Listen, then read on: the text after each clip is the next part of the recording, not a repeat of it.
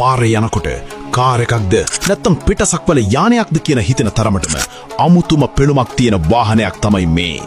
අද අපි කතා කරන්නේ ලංකාවේ පාරවල් වලට ආපු ඒ අනාගතවාදී නිර්මාණය Toyota CHR එක ගැන. මේ වාහනේ දිහා බැලුවම මුලින්ම පේන්නේ මෙහි තියෙන ඩයමන්ඩ් කට් ඩිසයින් එක. සෑම පැත්තකින්ම ඊටම තියුණු සහ ආකර්ශනීය නිමාවක් මෙහි තියෙනවා. මේකේ තියෙන්නේ 1800ක හයිබ්‍රිඩ් එන්ජිමක්. Toyota සමාගමේ හයිබ්‍රිඩ් සිනර්ජි ඩ්‍රයිව් තාක්ෂණය නිසා ඊටමත් නිහඬ වගේම ප්‍රබල ධාවනා දැකීමක් මේකින් ලැබෙනවා.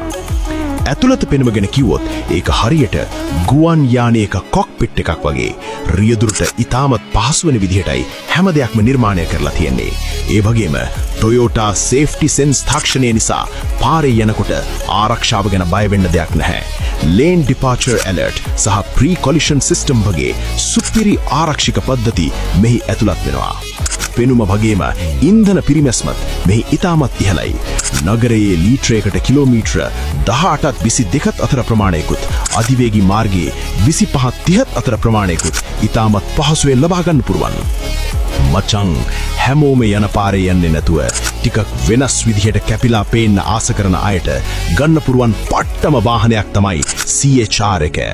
මේක වාහනයක් විතරක් නෙවෙයි, මේක ඔයාගේ පෞරුෂය පෙන්වන සැබෑ නිර්මාණයක්. සයිස් එකෙන් මනින්න එපා, වැඩවලින් තමයි රජ වෙන්නේ. මේ වීඩියෝ එකට කැමති නම් ලයික් එකක් දාලා ෂෙයා කරන්න. ඔයාලත් CHR එකකට ආස නම් ස්පේස්ෂිප් කියලා පල්ලෙහින් කමෙන්ට් කරන්න.